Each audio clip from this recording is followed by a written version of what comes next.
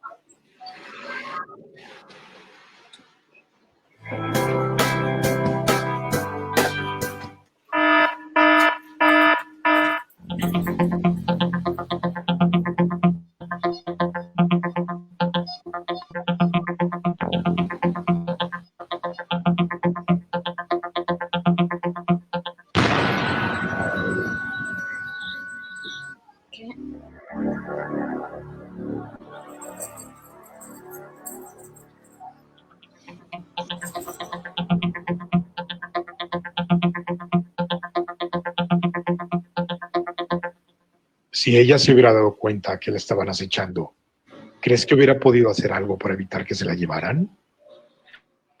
Al final del video responderemos esa pregunta. Un criminal nota cuando estamos distraídos y esto puede propiciar que nos elijan como víctimas. Algo para ayudar a que esto no suceda es estacionarnos lo más cerca posible de la entrada del lugar a donde vamos. Tratar de emplear el menor tiempo para subir o bajar del auto.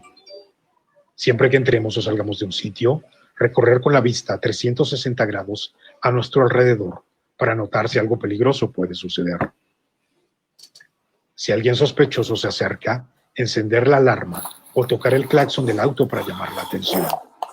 En defensa, queremos ayudarte. Y sí podemos evitar ser víctimas de la delincuencia. Hay estrategias que puedes aprender y practicar para disminuir las probabilidades de que te asalten. Acércate a nosotros. Más poderosa que la delincuencia es nuestra capacidad para vivir con seguridad.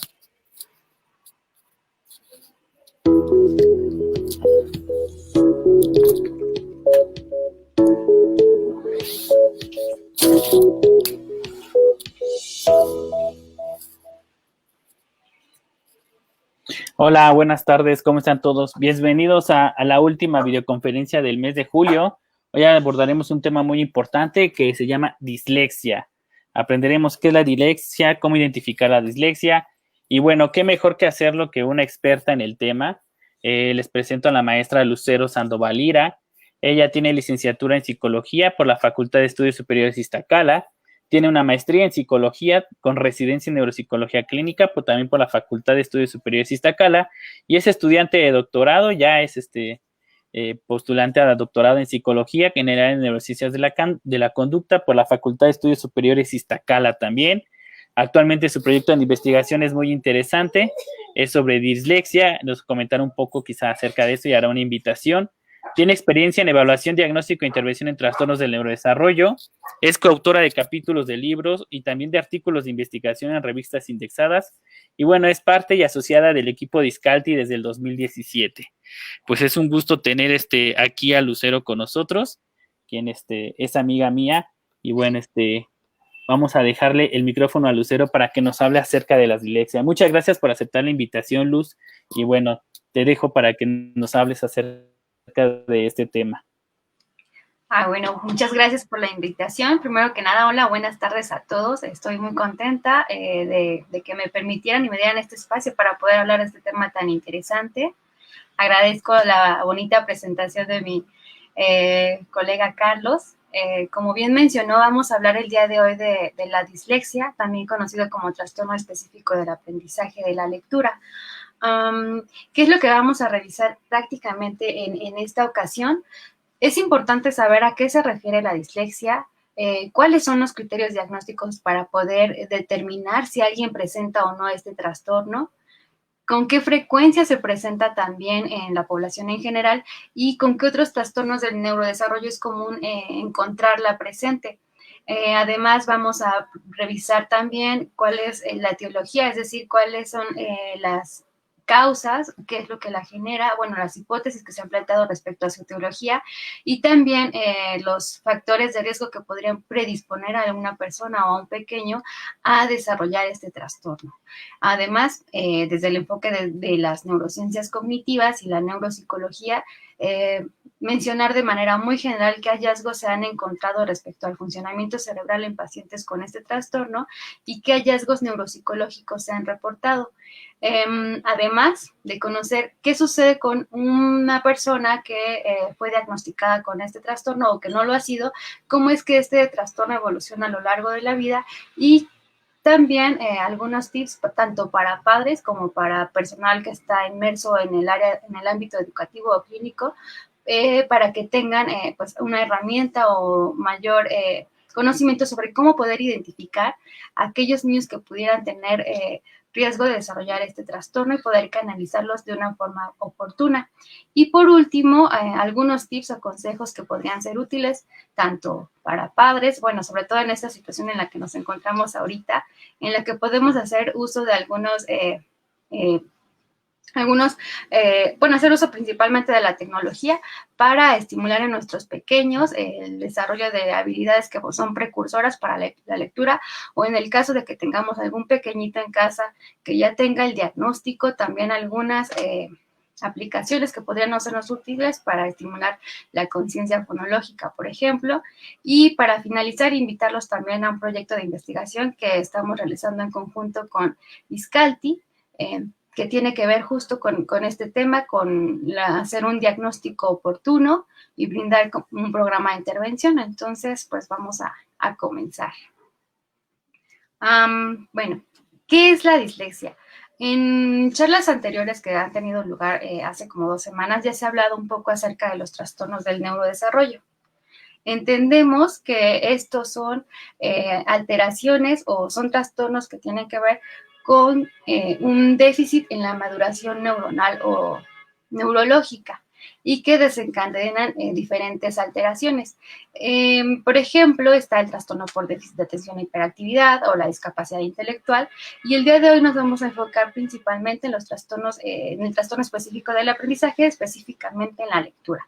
Como vemos, también hay otros trastornos del aprendizaje, como puede ser el de la expresión escrita o matemática, y que es común, por ejemplo, que se presenten dificultades para aprender a leer, como, por ejemplo, para aprender a escribir también. Son habilidades que van adquiriéndose en conjunto.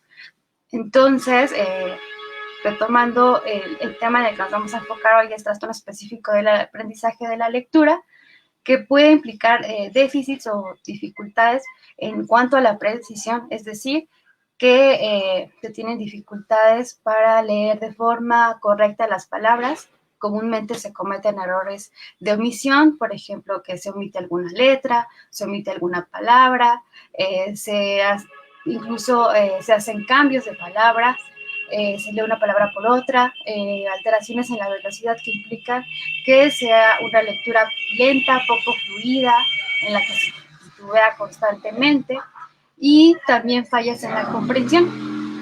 Vamos a entender específicamente por dislexia alteraciones en la velocidad y precisión lectora. Entonces, una definición que les voy a mostrar que me agrada bastante porque resume a qué se refiere la dislexia, la define como una discapacidad específica del aprendizaje de origen neurológico que se va a caracterizar por dificultades en la precisión o fluidez en el reconocimiento de palabras y por deficientes habilidades en el deletreo y decodificación. Las consecuencias de esto pueden ser variadas, ¿no? Desde desencadenar dificultades en la comprensión de lectura, así como que disminuya la posibilidad de que el niño adquiera o incluso el adolescente adquiera otros conocimientos, pues sabemos que la lectura es una herramienta útil y básica para poder adquirir otros conocimientos, no solo en el ámbito académico, sino también en la vida en general. Entonces, la clave en este sentido es que el niño va desarrollando la capacidad o va tomando conciencia de que el lenguaje hablado tiene una representación gráfica, es decir, que los sonidos, o bueno, que las palabras están compuestas por sonidos y que esos sonidos tienen una representación gráfica. denominada grafemas. A esto nos vamos a referir con la denominada o lo llamado correspondencia grafema-fonema. Bueno, ¿qué criterios se han establecido para llegar a un diagnóstico? Yo les voy a mencionar los que establece el DSM-5, que es un manual pues ampliamente utilizado y que plantea 4 criterios importantes para su diagnóstico. El primero de ellos es que el paciente muestre por lo menos, dificultades en cuanto a la lectura de palabras, que ésta cometa errores en precisión y que su velocidad sea, pues, lenta o poco fluida, y que también pueda manifestar dificultades para comprender lo que está leyendo. El segundo criterio es que debemos aplicar pruebas estandarizadas que nos permitan evidenciar que su rendimiento, tanto en velocidad como precisión, está siendo inferior al esperado de acuerdo a su edad y nivel de inteligencia. Entonces, aquí es bien importante porque es necesario que la persona que haga el diagnóstico, el especialista que haga el diagnóstico, cuente con este tipo de pruebas especiales para poder identificar si esta persona o este paciente está presentando un rendimiento inferior al esperado para su edad. Evidentemente, este rendimiento bajo va a interferir con sus actividades de la vida diaria. Por ejemplo, en el caso de adultos puede interferir con su vida laboral. En el caso de los niños, pues es muy marcado que su rendimiento académico pues tiende a ser bajo. Y bueno, como tercer criterio tenemos que estas dificultades deben presentarse en la edad escolar. Este criterio es muy importante porque no se puede diagnosticar con dislexia o con trastorno específico del aprendizaje a un pequeño de 5 o 6 años de edad. Esto porque generalmente se comienza el proceso de aprendizaje de la lectura después de los 6 años de edad, más o menos alrededor del primer año de primaria.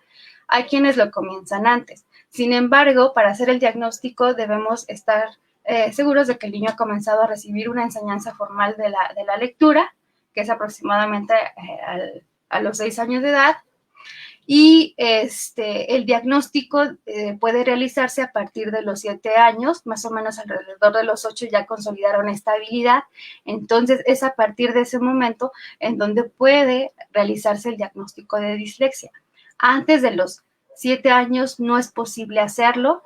Se han hecho ya bastantes estudios respecto a para identificar más bien a niños que tienen riesgo de desarrollar dislexia. Sí es posible decir que un niño de 5 o 6 años tiene riesgo de desarrollar dislexia, pero estamos hablando de riesgo. Aún no se da como tal el diagnóstico. Más adelante vamos a hablar de cuáles serían como los focos de alerta que nos indican si un niño en edad preescolar tiene riesgo o no de desarrollar el trastorno. Y bueno, como último criterio establece el manual que son más bien como criterios de exclusión, que se debe descartar que el niño presente discapacidad intelectual o algún déficit de tipo sensorial o neurológico. También es importante que las dificultades de aprendizaje no se deban a que el método de instrucción o el método educativo no sea el adecuado, o por ejemplo niños que no asisten de forma regular a la escuela. También si esto no se debe a que no domina lo suficiente el lenguaje de instrucción. Entonces es bien importante que se realice una evaluación integral para poder indagar y explorar todos estos puntos. Por ejemplo, aquí les muestro por lo menos 3 elementos básicos a considerar para hacer un buen diagnóstico. Tenemos que de inicio debe realizarse una entrevista a profundidad que indague sobre aspectos relacionados con la historia clínica del paciente, es decir, conocer cómo fue su desarrollo, cómo ha sido su historial académico, si padece alguna enfermedad médica relevante, conocer sobre antecedentes heredofamiliares. Toda esta información se recaba de los padres, por ejemplo, y es información que nos va a servir bastante para poder tener un panorama integral. En segunda instancia, se recolecta información multifuente, es decir, si se trata de un paciente en edad preescolar o escolar, pues es importante que además de los papás también se puede recurrir a los profesores para que nos brinden información respecto al desempeño académico del pequeño, y además de eso también nos dan información, por ejemplo, sobre cómo es su interacción social, cómo es la dinámica en cuanto al grupo, si se ha integrado o no, si, por ejemplo, tiene problemas de conducta en la escuela. Entonces, es muy importante que la información que capturemos no solamente sea de los padres, sino también de otra fuente, como pueden ser profesores, o hay niños que toman tal vez clases extra en la escuela o realizan alguna actividad extraescolar más bien, y también puede ser una fuente importante de información porque nos aporta cómo es que él se comporta o se relaciona en un contexto distinto a la casa. Y por último, realizar como tal una evaluación que nos da información directa, en donde evaluamos el rendimiento del niño en diferentes pruebas.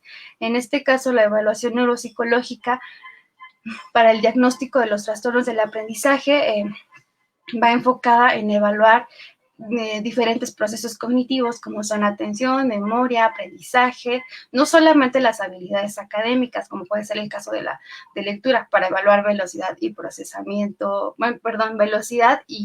y precisión lectora y comprensión, sino también se evalúan las otras áreas de aprendizaje, como puede ser escritura, matemáticas, se evalúan funciones ejecutivas también, y esto es la clave porque en conjunto toda esta información nos da un panorama integral de cada una de estas esferas y podemos tener un perfil de este paciente y así tener información precisa para poder llegar a un diagnóstico y tomar decisiones respecto a la forma en la que se va a intervenir y también realizar un programa de intervención personalizado, adaptado a las necesidades del paciente. Bueno, pasando a esta parte de qué tan frecuente es encontrar pacientes con este diagnóstico, encontramos que a nivel mundial se estima que está presente entre el 5 y el 7% en escolares a nivel mundial. Sin embargo, llega a haber a veces un poco de variabilidad porque se menciona un rango por lo menos entre el 5 y el 15%. Y se ha llegado a describir que tiende a ser más frecuente en varones que en niñas. Se ha descrito una proporción de por lo menos de 2-1, es decir, que por cada 2 niños hay una niña. En general, la mayoría de los trastornos del neurodesarrollo tienden a ser más frecuentes en varones que en niñas, y pues igual resulta ser pues un dato bastante interesante. Respecto a la comorbilidad, como había mencionado, es común que el trastorno específico de aprendizaje se presente en conjunto con otros trastornos, como puede ser, por ejemplo, el trastorno por déficit de atención o hiperactividad o con discapacidad intelectual. Sin embargo, el trastorno específico de aprendizaje como tal no es resultado directo de estas condiciones, se puede presentar en conjunto, lo cual puede ser como un poco más complejo el panorama. Sin embargo, es común encontrarlo con estos, y como efectos colaterales, la manifestación de este puede presentar lo siguiente. Se ha descrito que el hecho de que un pequeño presente dificultades de aprendizaje se ha estimado una tasa de abandono escolar de aquellos niños que presentan problemas de aprendizaje, un 40% de aquellos niños que presentan estas dificultades tienden a abandonar sus estudios, al menos un 40%. Por eso, aquí resulta crucial que tanto padres de familia como educadores estén alertas para identificar en etapas tempranas a estos pequeños y dar la posibilidad a que reciban un programa de intervención en etapas más tempranas y no esperar a que la situación se vuelva más compleja, y esto conlleva en muchas ocasiones a que los niños muestren desinterés por estudiar, que sientan aversión por realizar actividades relacionadas con la lectura, que además tengan un bajo desempeño académico y que en ocasiones también tiene un impacto en la interacción con sus compañeros, porque muchas veces tienden a ser etiquetados de una forma negativa con que son lentos o son burros o no entienden rápido. Y aparte, bueno, los niños se dan cuenta de esto y va mermando de alguna manera el autoconcepto que tienen sobre sí mismos, sobre que no se sienten capaces de hacer algunas actividades, pueden sentirse rechazados e incluso influir en su autoestima. Y creo que pues aquí también el programa de intervención pues tiene que ver también con brindar el apoyo emocional tanto al pequeño como a padres de familia, porque como vemos pues sí tiene un impacto importante en esta área. Además también puede desencadenar problemas de conducta, porque si imaginemos un escenario, si tenemos un pequeñito que le cuesta trabajo leer las instrucciones de lo que tiene que realizar, entonces le va a llevar más tiempo poder concluirlo, no va a prestar la atención debida a la actividad que tiene que hacer y puede resultar que se distraiga fácilmente y prefiera levantarse de su lugar, ir a platicar con el compañerito que está al lado, o ir a molestarlo, o ir a hacer alguna otra actividad distinta a lo que tendría que realizar. Entonces, sí es bien importante, por eso también lo que mencionaba hace un momento, que se recabe información en la escuela, en este caso hablando de niños que están en edad escolar, para poder indagar sobre cómo esta situación pudiera estar afectando su interacción con compañeros o incluso en cuestiones más personales como la parte emocional. Bueno, ¿qué se ha mencionado o qué se ha descrito en la literatura sobre la etiología o las causas? ¿Qué es lo que origina la dislexia? Se han hecho infinidad de estudios, por ejemplo, algunos estudios en donde se da seguimiento a familias de diferentes generaciones y se han hecho estudios en los que se destaca la participación de algunos genes que tienen un papel muy importante en la formación o en áreas relacionadas con la lectura. Estos genes participan, por ejemplo, en la migración neuronal, es decir, cuando se está formando el sistema nervioso, hay células que van a viajar a regiones específicas del cerebro para realizar una función específica. Digámoslo en rasgos, de forma muy general, en áreas específicas de la lectura, por ejemplo, estos 3 genes que menciono aquí, en esta transparencia, por ejemplo, el DYX1C1, que se ha descrito que tiene un papel muy importante en la migración neuronal de células que viajan a regiones temporales izquierdas, temporales del hemisferio izquierdo y que tienen una función o un papel muy importante en la lectura. Entonces, se ha encontrado que en estas personas o en pacientes diagnosticados con dislexia, este gen está alterado, de modo que las regiones que están implicadas en la lectura, que están ubicadas en el hemisferio izquierdo, no están funcionando de la forma esperada. Esto es en términos de factores genéticos, es decir, que hay un factor importante que predispone a las personas y hablamos en términos de herencia genética, combinado con factores ambientales. Estos factores ambientales están relacionados, por ejemplo, con qué tanta estimulación cuenta el niño en su entorno respecto a la lectura. Por ejemplo, si se dispone de material escrito en casa, si se le lee, por ejemplo, en las noches, si los padres estimulan el vocabulario del pequeño desde casa, ayudándole, por ejemplo, explicándole cómo funcionan las cosas, incluso desde mantener una conversación con él o, por ejemplo, también enseñándole a los niños al momento de que se les lee un cuento, mostrarle los dibujos, ir platicando con él sobre el tema el cuento que se acaba de leer. Entonces, es una importante interacción tanto entre factores genéticos como ambientales que van a predisponer a una persona para que presente o no el trastorno de dislexia. Retomando esta parte de factores genéticos, me gustaría compartirles la siguiente información. Por ejemplo, en cuanto a herencia, tenemos que si al menos uno de los papás es disléxico, tal vez no ha recibido un diagnóstico formal, pero sospecha que lo tiene porque recuerda que en su infancia tenía dificultades para aprender a leer, que no le gustaba la escuela, que en la parte de español o lectura siempre le iba mal porque leía lento, incluso en la edad adulta aún sigue teniendo una lectura poco fluida o le cuesta trabajo comprender lo que está leyendo, podría sospechar de que lo tiene. Si uno de los papás lo presenta, existe un 50% de probabilidad de que de que su hijo lo presente. Entonces, esto es bastante importante porque aquí implica mucho, si el papá es consciente de esto, debe estar doblemente alerta con sus hijos para estar al pendiente y saber si alguno de sus hijos tiene riesgo o no de presentar este trastorno. ¿Qué pasa con los hermanos? Si uno de los hermanos lo presenta, entonces algún otro miembro de la familia o algún otro hermano tiene el 40% de probabilidad de tener este trastorno.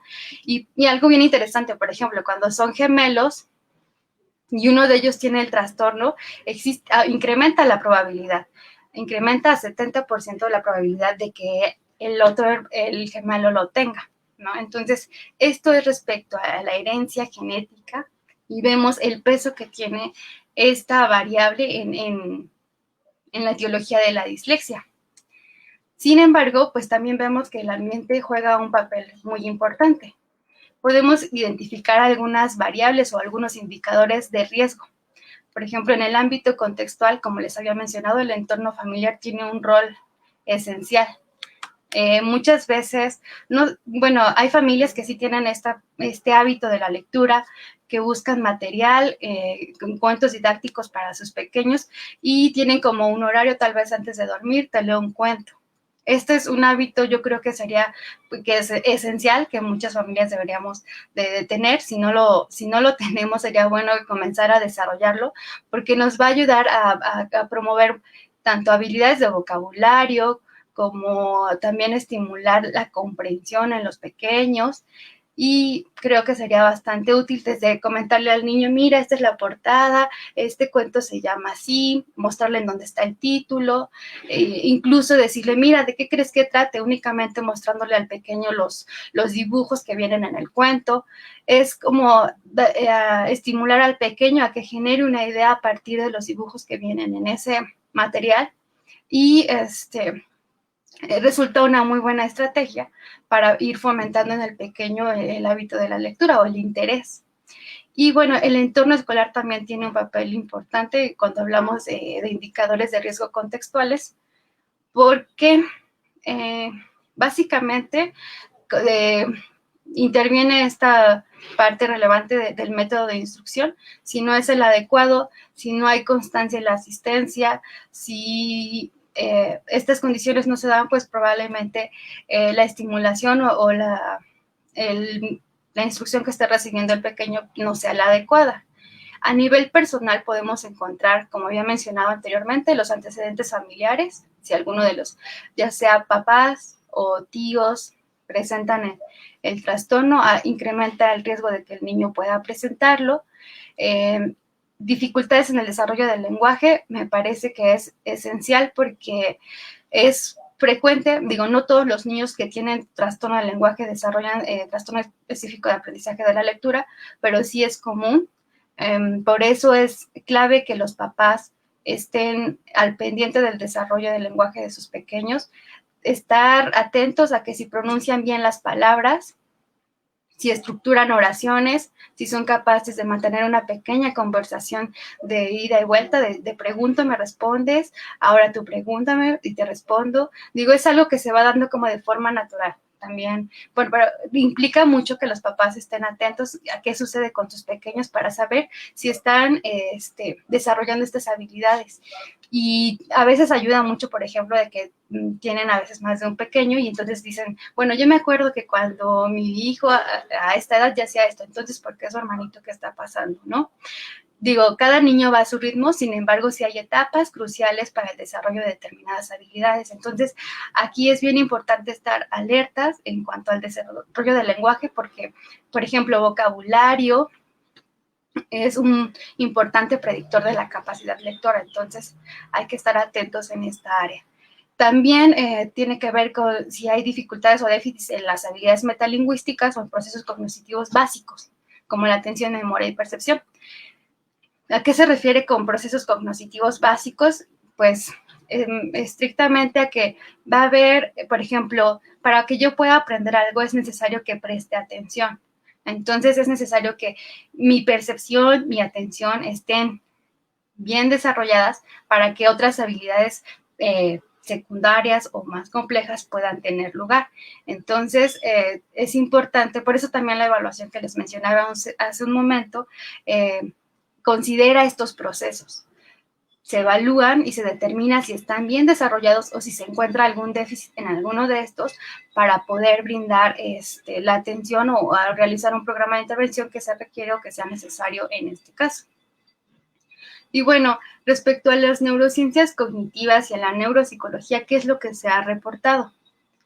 Esto es interesante porque hay varias hipótesis respecto a la dislexia y una de las más apoyadas en el ámbito científico es que se debe a un déficit en la conciencia fonológica.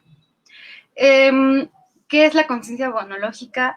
Bueno, básicamente se refiere a esta habilidad para representar, almacenar y recuperar los sonidos del habla. Es decir, tener presente que los sonidos que componen las palabras se pueden analizar en diferentes unidades, como pueden ser sílabas, en fonemas. Esta habilidad comienza a desarrollarse desde etapas tempranas y sigue un continuo de lo simple a lo complejo, es decir, va por ejemplo, de la unidad más grande que sería palabras, de las palabras pasamos a las sílabas y de la sílaba una unidad más fina, más pequeña serían los fonemas. Esta conciencia fonológica tiene diferentes componentes, como son la denominación serial rápida y la memoria fonológica, que también deben ser evaluadas por el especialista, ¿no? Entonces, esta habilidad, esta conciencia fonológica, ha sido considerada uno de los mejores predictores de la capacidad lectora. ¿Esto qué quiere decir?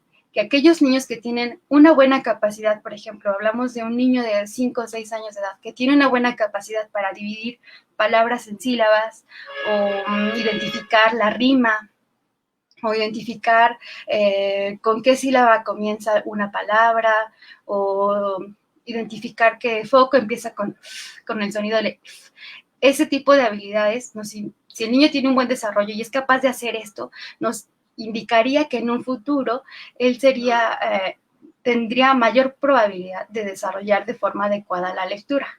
En el caso contrario, a un niño que falla en realizar este tipo de tareas sencillas como saber cuántas sílabas tiene la palabra cama o saber si corazón, melón riman o no, son indicadores probables de que el niño tendría dificultades. Obviamente, la evaluación de estas es de forma sistemática. Hay baterías de pruebas que evalúan estas habilidades y que nos permiten indagar si un niño presentaría riesgo o no. Obviamente aquí aclaro que es importante una evaluación integral. No podemos tomar una decisión basada únicamente en el resultado de una sola prueba. Entonces, a nivel cerebral que se ha descrito, voy a ser muy general y muy breve. En pacientes o más bien en sujetos o personas, ya sean niños que han consolidado la lectura y en adultos que leen bien, es decir, que su velocidad y precisión es correcta, se ha encontrado que participan principalmente regiones localizadas en el hemisferio izquierdo, es decir, específicamente regiones temporoparietales.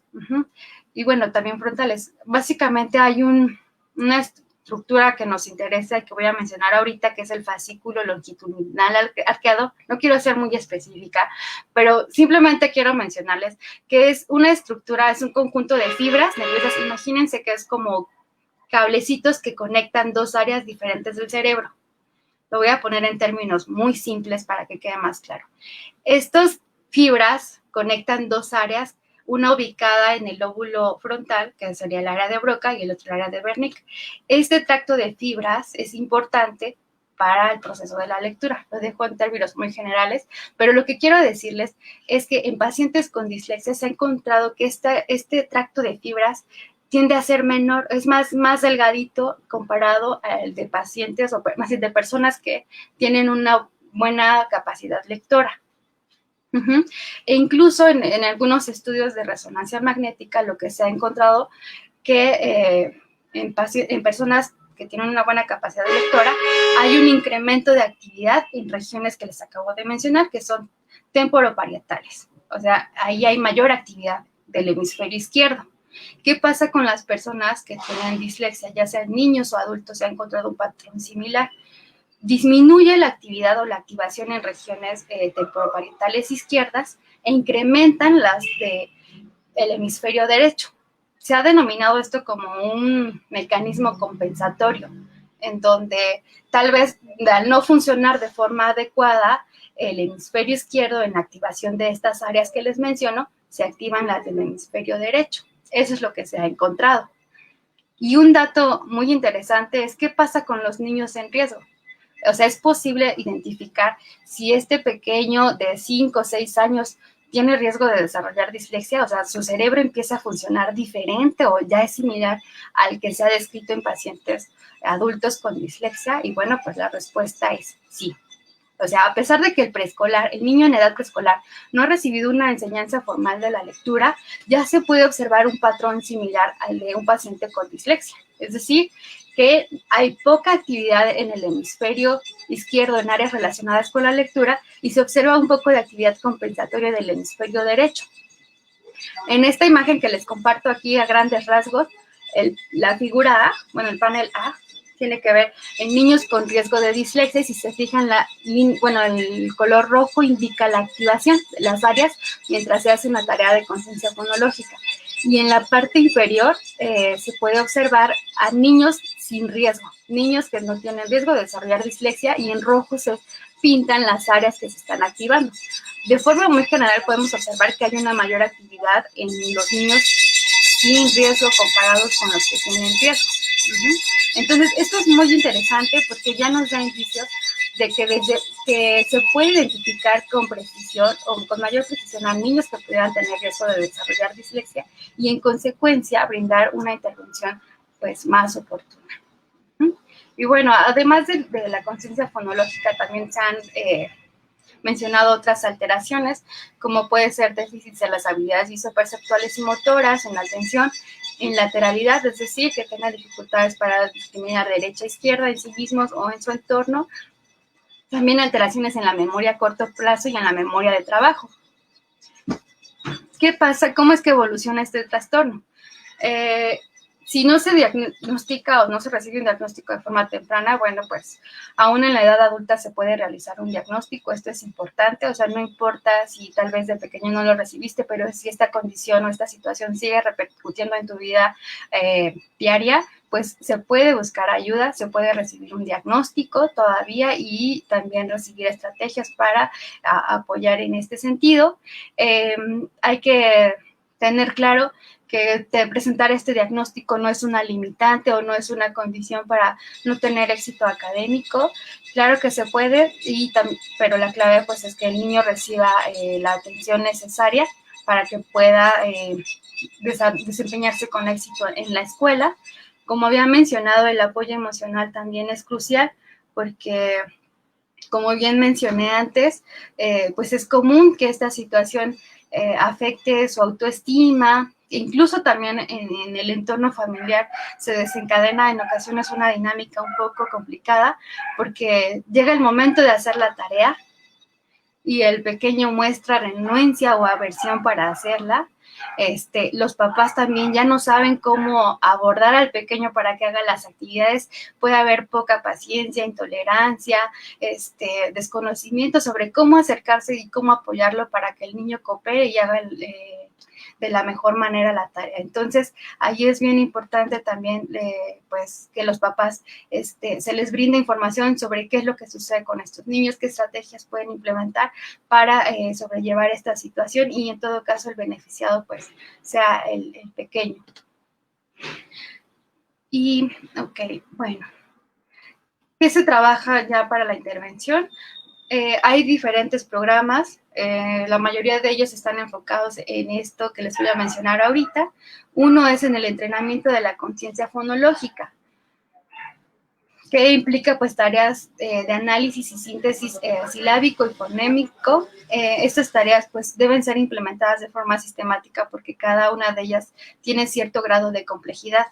Entonces es muy importante que un especialista sea quien lo implemente, porque dependiendo de las características del pequeño es que se van a ir integrando cada una de estas en las sesiones.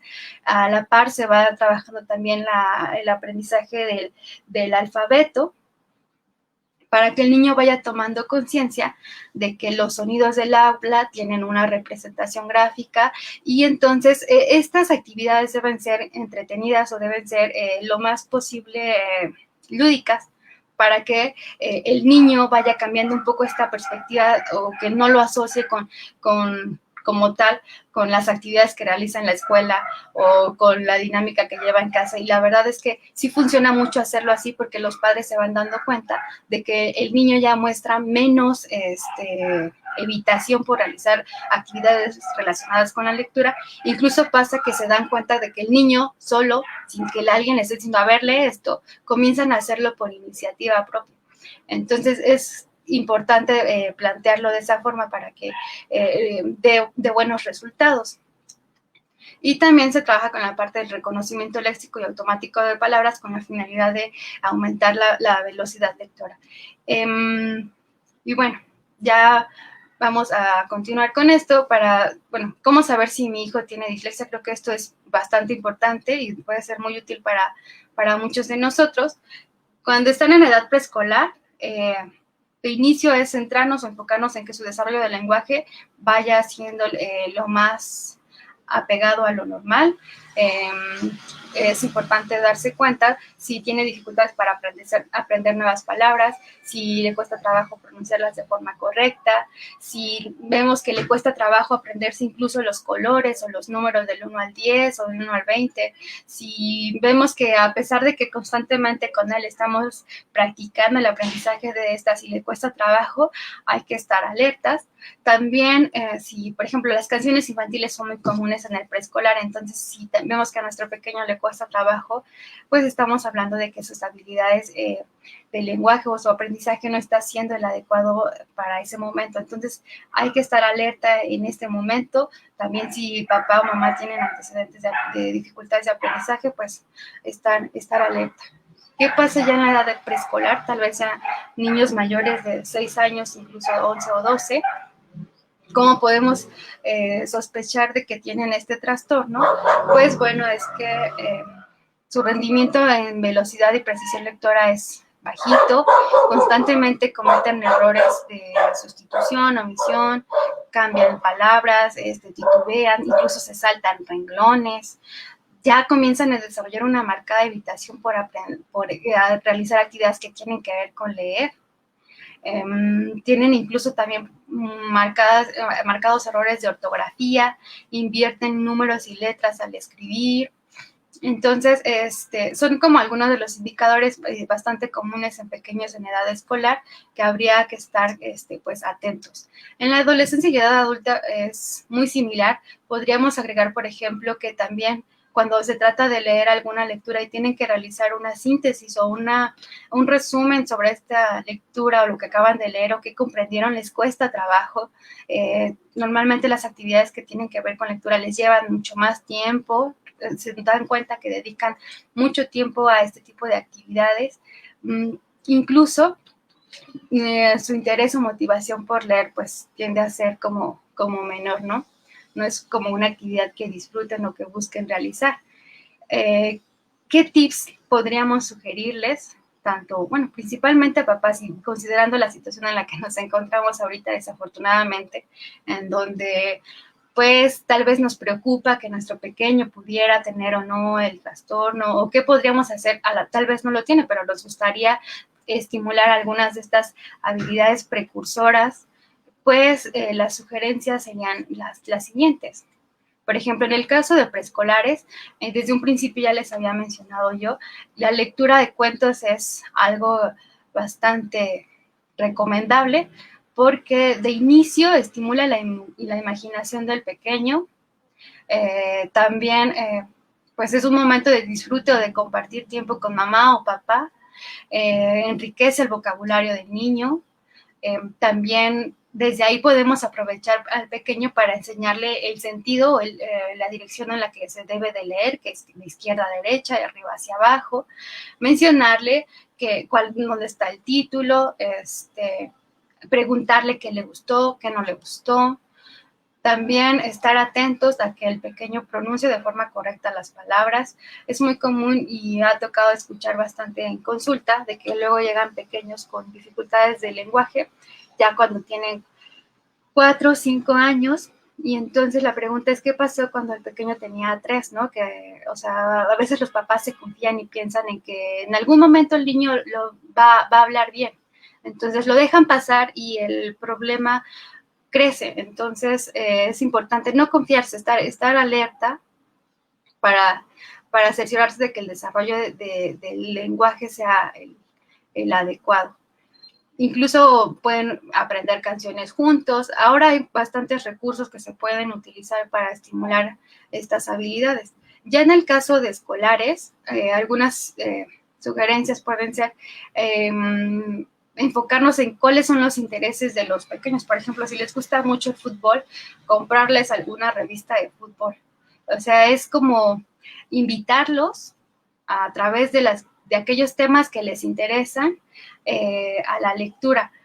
Practicar la lectura en voz alta también es importante porque nos permite a ellos escucharse y nosotros escucharlos y seguirlos en la lectura para ir tomando conciencia de los errores que cometen y apoyarlos en ese sentido.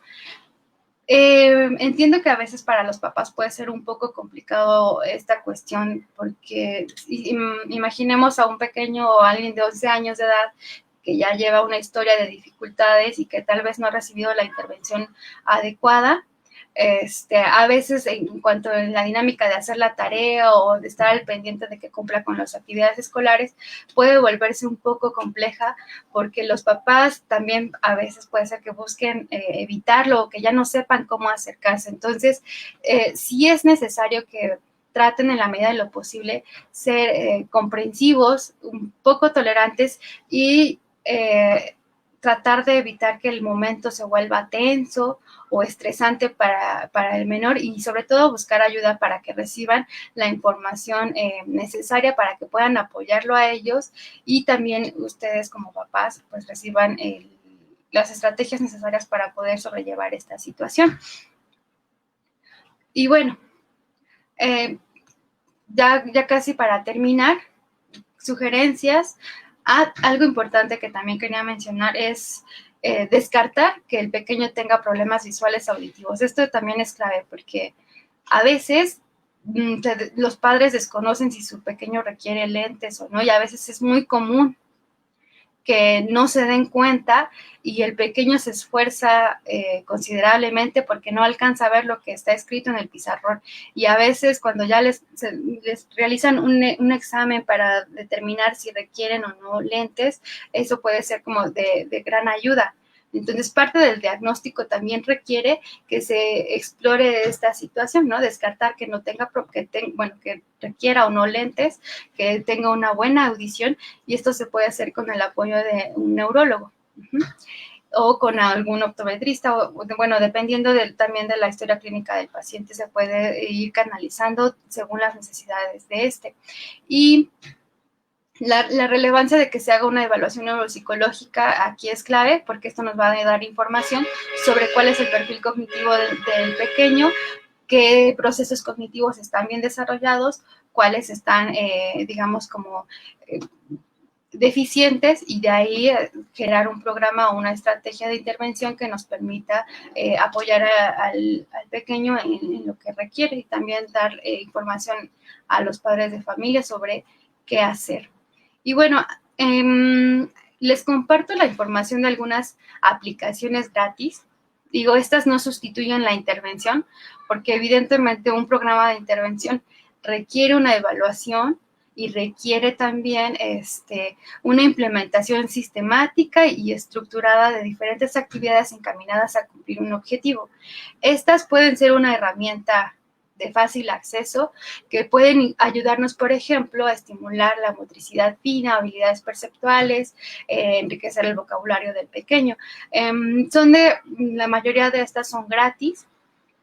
Por ejemplo, estas que les muestro en esta transparencia son para niños en edad preescolar, que buscan estimular el vocabulario, el aprendizaje de letras, de colores, habilidades perceptuales. Hay otras que también ya están más enfocadas al entrenamiento de la conciencia fonológica y el aprendizaje del alfabeto, como estas que tenemos aquí. Son, digamos, aplicaciones sencillas, pero que cumplen al final el objetivo. Tenemos, por ejemplo, esta de alfabeto, que viene en diferentes idiomas, pero bueno, el punto aquí es que va trabajando esta parte de conciencia fonológica, en donde el niño tiene que identificar con qué letra empieza identificar cuál de estos dibujos que vienen aquí, su nombre inicia con determinada letra. Creo que son bastante útiles y muy sencillas. Obviamente sí es importante que haya supervisión de los padres para que ellos vayan dando seguimiento a los pequeñitos, porque como todo, pues sí se requiere supervisión para ir dando retroalimentación al pequeño.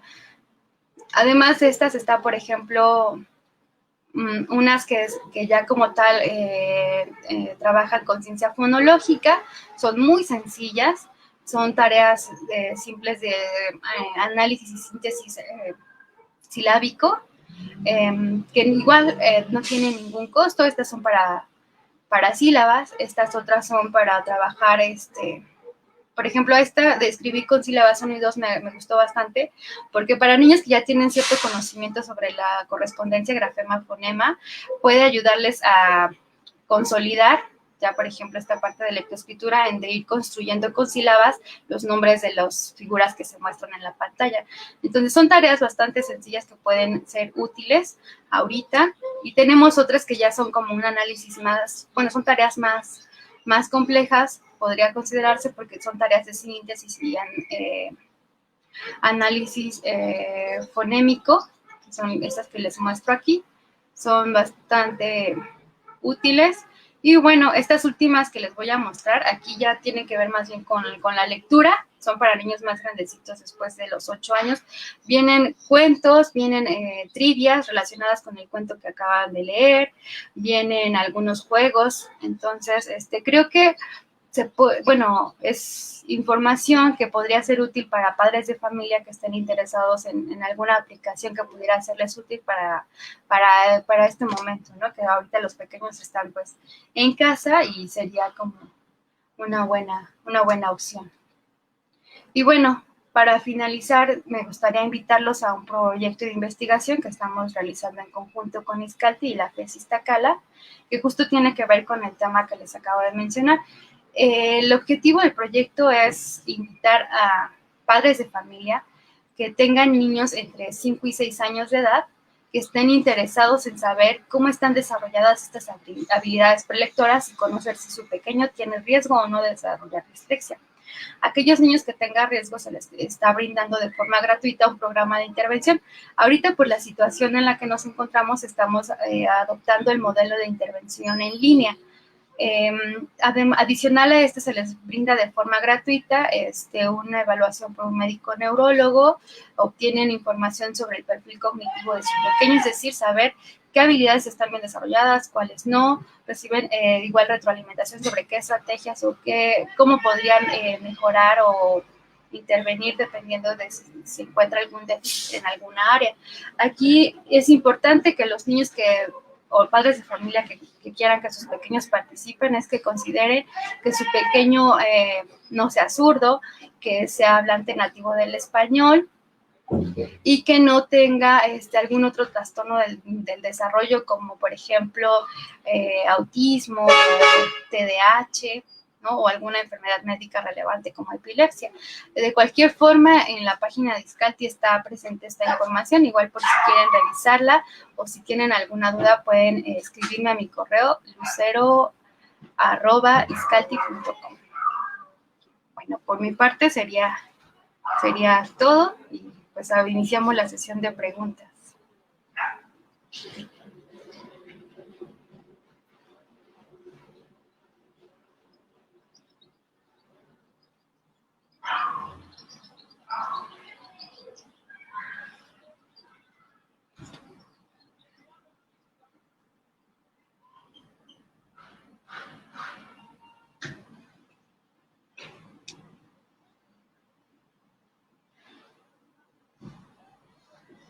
No te escucho, Carlos.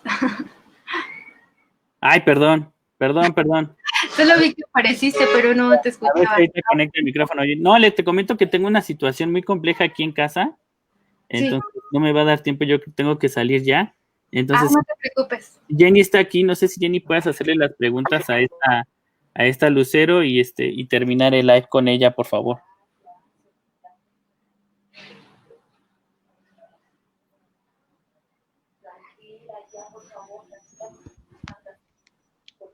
Claro, Charlie. Aquí Muchas yo gracias.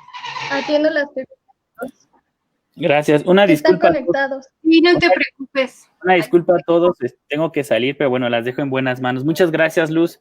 Los invito a que participen en su correo para que participen en la investigación. Y bueno, yo los veo la siguiente semana. Y bueno, gracias, Jenny, y gracias, Luz. Gracias, Carlos. Bueno, Rosy Zapata pregunta que si consideras que si un alumno en los últimos años de primaria pudiera tener este tipo de problemas cuando no puede resumir ideas, ¿consideras que se ha valorado para definir su necesidad? Claro que sí. Como había mencionado en un principio, el diagnóstico se puede hacer a partir de los 7 años de edad.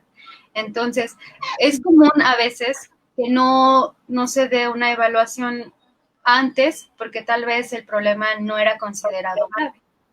Entonces, conforme va aumentando la demanda académica, pues se va haciendo más compleja la adquisición de otras habilidades y una vez que comienza a ser más complejo esto, el problema se exacerba. Entonces, sí es importante que si el personal educativo o incluso padres de familia observan esta situación, pues busquen la atención debida para que el pequeño o incluso ya sea adolescente, porque también es común, pasa que aún han llegado pacientes que están ya cursando la secundaria, buscando una evaluación, porque han dejado pasar el tiempo y entonces se vuelve pues más complicada la situación porque comienzan a tener como más carga académica y se hacen más evidentes estas dificultades. Entonces, una evaluación neuropsicológica sí sería importante para poder determinar qué tan severo es el problema, bueno, si descartar o no que esté presente y tener un perfil del paciente para poder brindar un programa de intervención que se adecue a sus necesidades. Claro, como lo mencionas, es más para saber las necesidades, ¿no? Uh-huh. Bueno, otra pregunta es, Mevadi pregunta, ¿cuál es el diagnóstico diferencial para la dislexia? Ok, de principio, cuando hablábamos de los criterios diagnósticos, me hablaba de un cuarto criterio que básicamente es como el criterio de exclusión, que incluía otros trastornos del neurodesarrollo. Estaba incluido, por ejemplo, la discapacidad intelectual. Hay que descartar que el pequeño con trastorno o el paciente que presente dificultades en la lectura no se deba a discapacidad intelectual. Esto no exime que se presenten en conjunto, es decir, que alguien con discapacidad intelectual tenga dificultades para aprender a leer. Pero la diferencia aquí es que la persona que tiene discapacidad intelectual no solo va a tener dificultades para aprender a leer, va a tener dificultades en otras áreas de su vida. Entonces, esto es importante porque, como había mencionado, uno no excluye al otro. Puede ser que se presenten en conjunto, pero hay que diferenciar cuál es el trastorno primario, por así decirlo. Uh-huh. Por ejemplo, también puede presentarse como trastorno por déficit de atención e hiperactividad, ¿no? Por ejemplo, hay niños con TDAH de subtipo combinado que pueden tener dificultades para aprender a leer, pero que que las dificultades de aprendizaje como tal pueden ser secundarias al trastorno por déficit de atención. Por eso es bien importante realizar una evaluación integral, porque esta nos va a dar información. O sea, tanto padres de familia, tanto profesores, nos van a dar información muy útil de cómo es que el niño se comporta no solo en el contexto en casa, sino también en la escuela. Entonces, es importante estar atentos a esto. También, por ejemplo, distinguirlo del trastorno específico del lenguaje, ¿no? Que no todos los niños que tienen trastorno específico del lenguaje van a tener problemas en la lectura. La gran mayoría los tiene, porque es muy común que como pronuncian las palabras, las escriban. Entonces, ahí es importante estar alerta. Sí. Otra pregunta de Blanca Eugenia Cervantes, que estuvo muy activa, menciona, ¿cómo abordar el tema con el menor que sabe que tiene dificultad para leer? Aquí es importante considerar la edad que tiene. Por ejemplo, cuando llega un pequeño de 7, 8 años, la pregunta, oye, ¿sabes por qué estás aquí? Muchas veces, bueno, es que mi mamá me trajo, no sé. ¿No? Entonces sí es importante que antes de empezar cualquier programa de intervención, comentarle al niño que está ahí porque le vamos a ayudar o porque vamos a hacer actividades que nos van a ayudar a mejorar, por ejemplo, nos van a ayudar a leer. Hay niños a los que les tranquiliza un poco esto porque ya saben por qué están ahí y entonces con lo que les había mencionado hace un momento, cuando planteamos las tareas en forma de actividades y que son con materiales atractivos, les resulta más motivante o más interesante poder realizar estas actividades. Pero, por ejemplo, tratándose de un adolescente que ya es un poco más consciente de la situación, sí es necesario desde la primera sesión sentarse con él y explicarle qué es lo que se va a trabajar, el por qué estar ahí y también considerar qué es lo que le gustaría tener claro que él también va en ese mismo sentido, ¿no? Porque a veces con los adolescentes puede ser un poquito más complicado porque puede haber a veces un poco de apatía, a menos de que sí están muy interesados en mejorar su rendimiento académico por iniciativa propia, que sería lo ideal, pues ahí, por eso es importante platicarlo con ellos desde la primera sesión, incluso desde la evaluación. Sí. También preguntan, ¿cuándo es el momento exacto para que el menor adquiera el proceso de la lectura? Esa es una pregunta bien interesante porque ha habido como mucha discusión de si mucha inquietud respecto a en qué momento hacerlo. Algunos papás o incluso educadores dicen, no es buena idea hacerlo de forma muy prematura porque el cerebro no ha madurado lo suficiente para adquirir esa habilidad. Generalmente o por consenso ha sido alrededor de los 6 años de edad que comienza la enseñanza formal de la lectoescritura. Hay quienes lo hacen antes.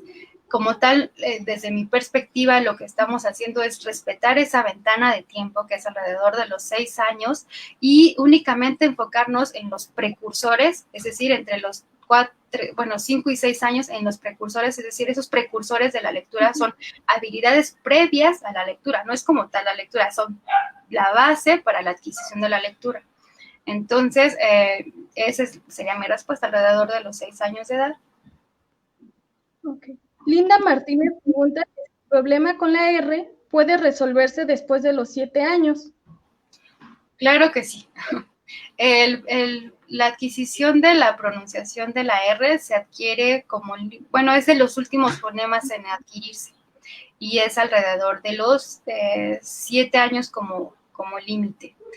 ¿Qué pasa si un pequeño no lo adquiere en ese tiempo? Pues evidentemente sí requiere apoyo por parte de algún logopeda o un especialista de lenguaje para apoyarlo en ejercicios que estimulen el aparato fonoarticulador y que se trata como de una reeducación para enseñarle cómo deben estar colocados los labios, la lengua o cuál es la posición correcta para poder emitir ese sonido. Evidentemente, por ejemplo, sí se tiene que descartar, por ejemplo, que tenga frenillo corto, porque limita el movimiento de la lengua para poder pronunciar de forma correcta la R. Entonces, sí es posible corregirlo, pero evidentemente requiere la intervención de un especialista para poder realizarlo. Bueno, Blanca Eugenia de nuevo pregunta, o más bien comenta, que el menor debe tener ya un amplio vocabulario para que le sea más fácil adquirir la lectura. Ajá, como habíamos mencionado en un principio, hay habilidades que son precursoras de la lectura o los denominados predictores de la lectura. O sea, antes de que un niño comience a aprender de manera formal la lectura, hay habilidades que nos permiten predecir si él en un futuro podría tener o no dificultades. Y dentro de estas está el vocabulario. Si un niño tiene un amplio vocabulario, indica que tiene una buena memoria a largo plazo, que tiene esta habilidad importante. El conocer muchas palabras implica que seamos capaces de discriminar los sonidos específicos de cada uno, que cama suena diferente a cana y cada uno tiene un referente semántico distinto. Entonces, el vocabulario es un predictor importante de la lectura, al igual que la conciencia fonológica. Bueno, creo que acabas de responder algunas de las preguntas que se acaban de hacer. Mimi Lara pregunta, ¿cuáles son los repercursores para lograr la lectura? Ah, ok, sí, yo creo que se refiere a precursores, ¿verdad? Sí, los denominados precursores de la lectura, como su nombre lo indica, son habilidades que nos van a permitir desarrollar la lectura en un futuro. Estos precursores, por ejemplo, ya mencionamos ahorita el vocabulario, tenemos conciencia fonológica, otro es la conciencia de lo impreso, es decir, que el niño antes de que empiece a leer, si tú le muestras un libro, tiene noción de dónde está escrito el título, si tú le muestras ese cuento, por ejemplo, y hay dibujos, él puede generarse una idea de qué trata ese libro. También, por ejemplo, otro precursor de la lectura, tenemos las habilidades discursivas, es decir, qué tan buenas son las habilidades del niño para estructurar oraciones, respetar las reglas sintácticas y gramaticales. Esto es bien importante, por eso hacía énfasis hace un momento en que los papás deben estar alerta en el desarrollo del lenguaje de su pequeño. No es solo que pronuncie bien las palabras, sino que estructure de forma adecuada oraciones, que sea capaz de mantener una conversación con alguien. Entonces, esto es bien importante. Ese es otro de los denominados precursores de la capacidad lectora. Otro, por ejemplo, en cuanto a habilidades semánticas, bueno, conocer el significado de diferentes palabras.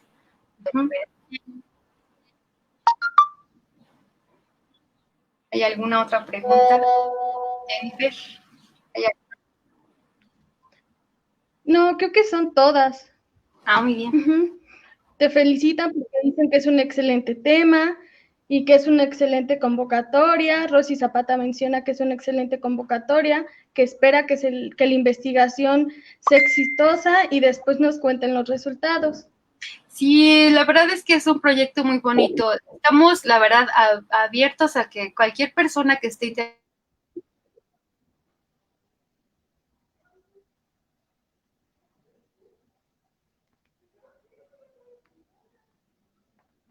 algún pequeño en casa que cumple la edad, pues es bien recibido. Estamos ofreciendo totalmente gratuito todo, desde la evaluación neuropsicológica, la evaluación por el médico neurólogo, el programa de intervención también es gratuito. Entonces, pues les estamos invitando para que participen en este bonito proyecto y también tendríamos pues básicamente una lista de espera explicándoles también, dándoles toda la información necesaria para que ustedes puedan tomar la decisión si quieren participar o no. Y recuerden que es un proyecto que estamos en colaboración con ISCALTE, así también como con la Facultad de Estudios Superiores Iztacala de la UNAM. Entonces, pues, bienvenidos los que decidan participar.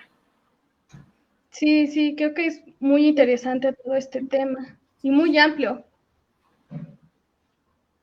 Y creo que esto sería todo hasta ahora. Ya no hay muchas preguntas.